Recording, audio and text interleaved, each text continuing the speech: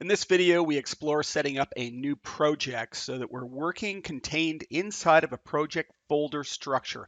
Idea being here is you're not going to lose texture maps. You're not going to have to repath texture maps every time you move from one computer to another.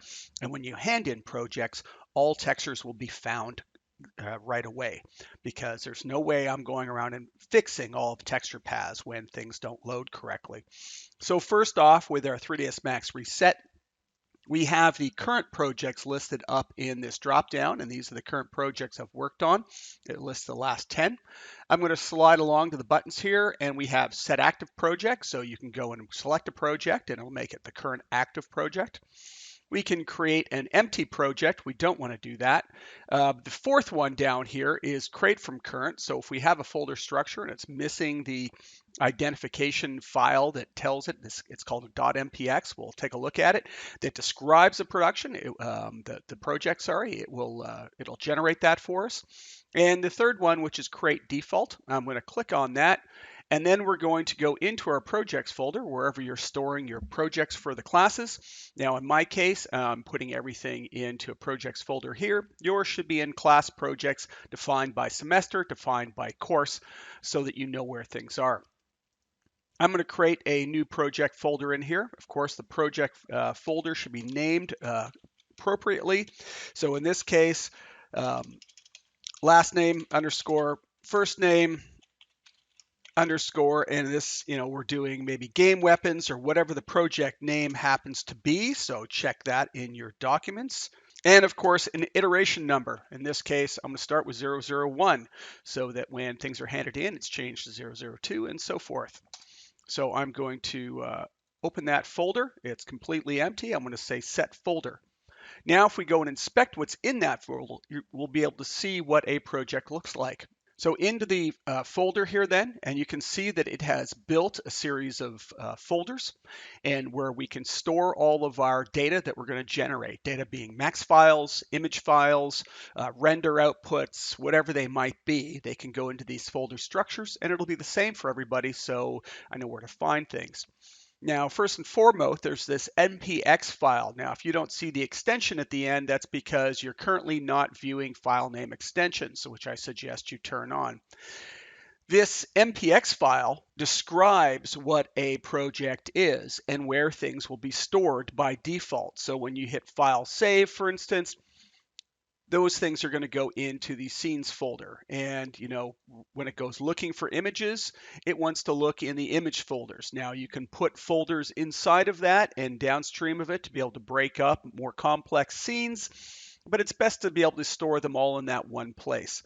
Render output, of course, would go in the render output folder, so any final rendered images that need to be found. And so this descriptor file needs to stay in place. It has to be here or else it isn't seen as a project.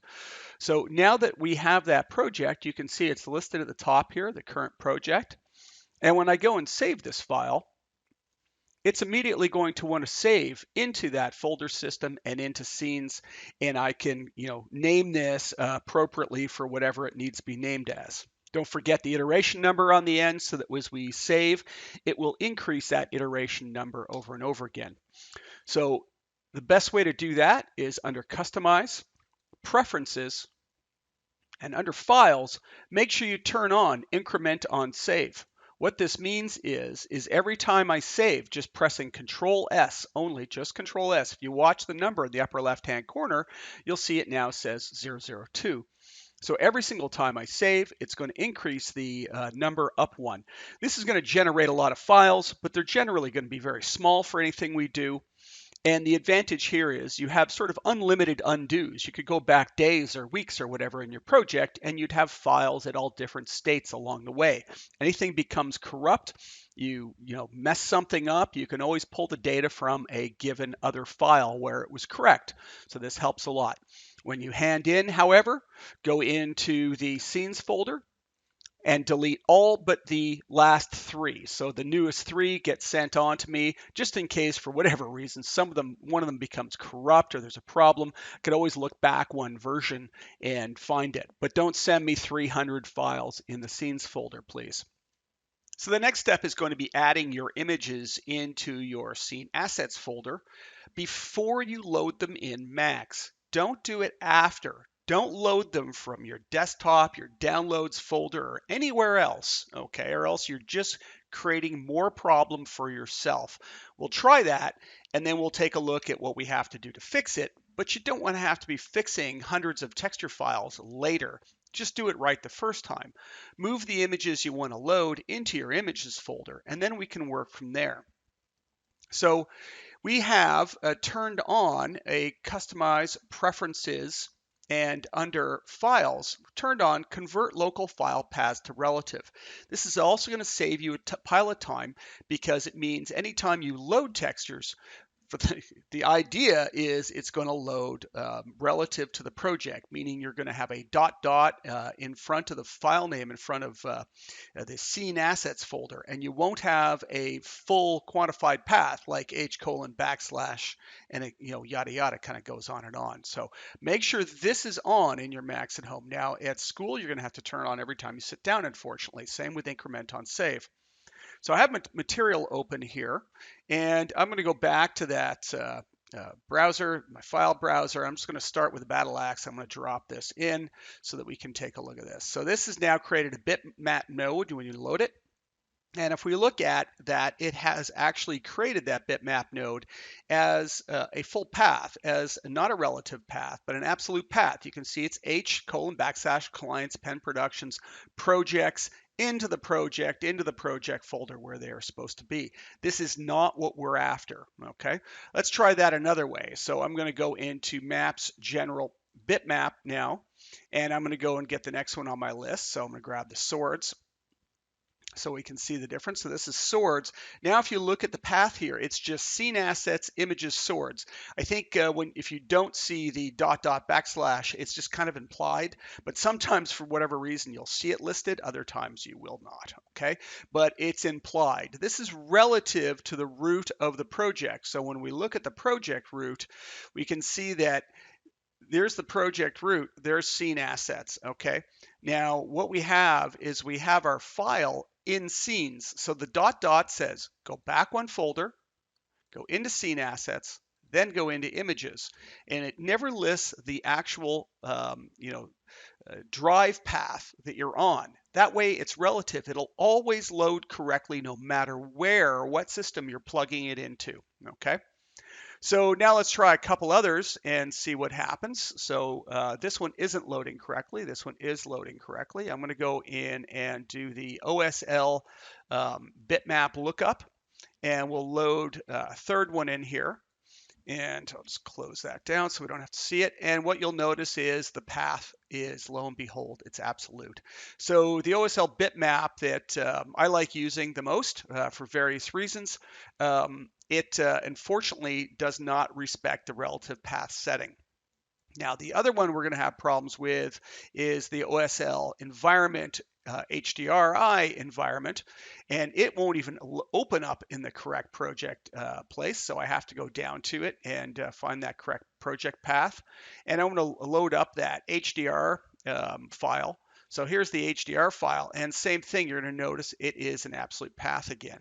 So a couple ways you could fix it. You can fix them right here by going in and typing it in, okay, and typing in the value. So get rid of everything essentially. When you look at this, we can say get rid of everything before scene assets and type in a dot dot, okay? Or we can go to File, Reference, Asset Tracking, and I'm just going to tell it to refresh here. So it refreshes for this file. And you'll notice that some of them are found, other ones say okay.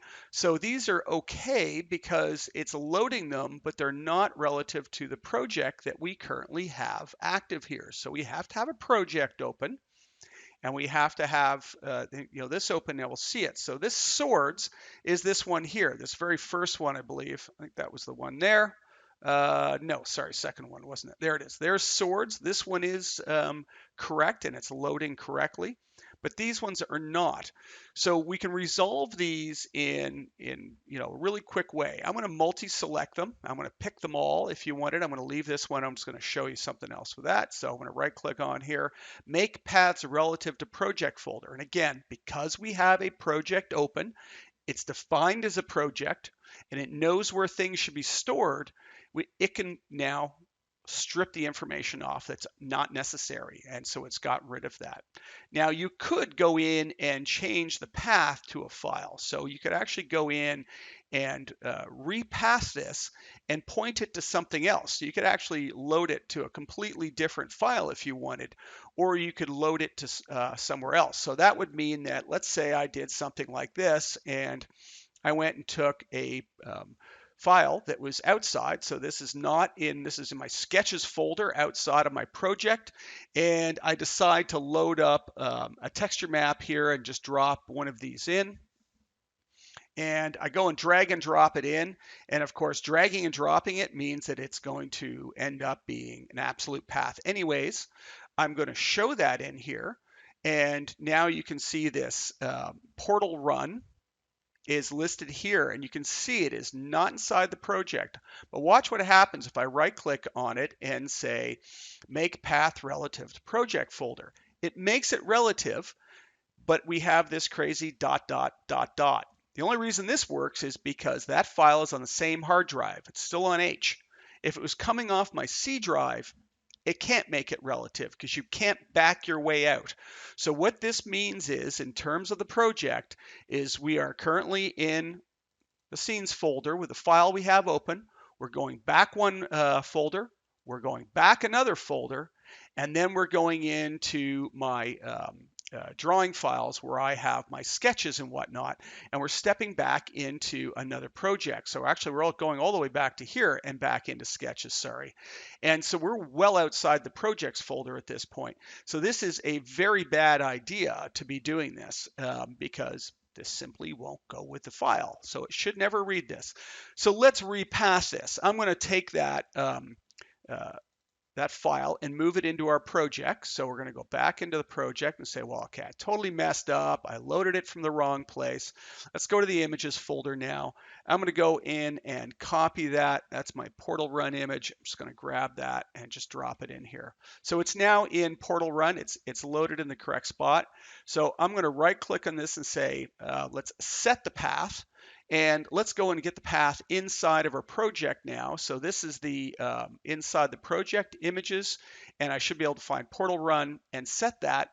And it will set portal run to the correct folder now. I can now correct both of these, for instance, and I can go down and say make paths relative to project. And this is the way all of your texture maps should be loading.